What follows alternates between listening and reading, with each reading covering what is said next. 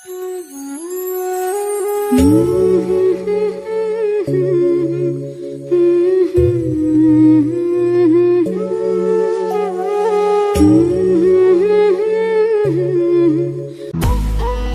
আফসোস নিয়ে জীবনের বাকিটা দিন কাটাতে হবে।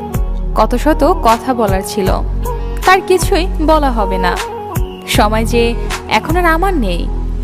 শুধু এতটুকু জেনে রাখো, আজ আমি বড্ড ক্লান্ত। জীবনের প্রতিটি ক্ষেত্রে হাঁটতে হাঁটতে আমি ক্লান্ত।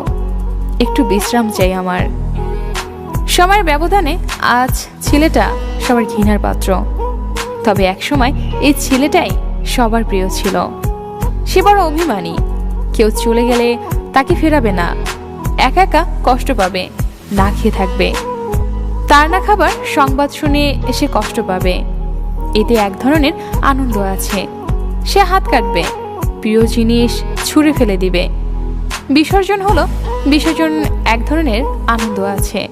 আপনি তাকে কেমন আছেন জিজ্ঞাসা করলে সে হাসি দিয়ে বলবে ভালো আছি। সে বুঝতে দেবে না সে ভালো নেই।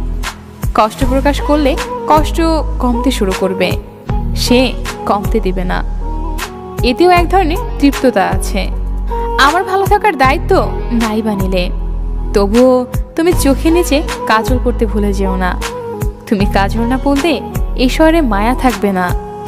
মনের দাবি উপেক্ষা করে জীবন্ত লাশ হয়ে বেঁচে থাকার চেয়ে মনের দাবি মেনে নিয়ে মৃত লাশ হয়ে যাওয়া অনেক ভালো। তাতে অন্তত যে কয়টা দিন তুমি বেঁচে থাকবে সেই কয়টা দিন বুক ভরে নিঃশ্বাস নিতে পারবে। দম বন্ধ হয়ে আসা পরিস্থিতি থেকে দম বন্ধ হয়ে মারা যাওয়া অনেক কম কষ্টের। কত ভুল অশ্রু হয়ে ঝরে গেল, তবুও ভুলের মাসুল দেওয়া শেষ হলো না। কত রাত দুঃস্বপ্নের মতো কেটে গেল, তবু স্বপ্নেরা বাড়ি ফিরল না। আর কত রাত কাঁদতে কাঁদতে ঘুমালে আমি একটা স্বাভাবিক রাত পাবো বলতে পারো? খুব বেশি হলে অপমানে অবহেলায় দূরে সরিয়ে দিতে পারো, পর করে দিতে পারবা না কখনো। মন যার সাথে থাকতে চায় বাস্তবতা তাকে দূরে ঠেলে দেয়। মানুষ চলে গেলে স্মৃতি চলে যায় না, স্মৃতিগুলো বড্ড বেহায় হয়, স্যাঁচড়া হয়। স্মৃতিগুলো মুছে ফেলা কঠিন, অনেক কঠিন।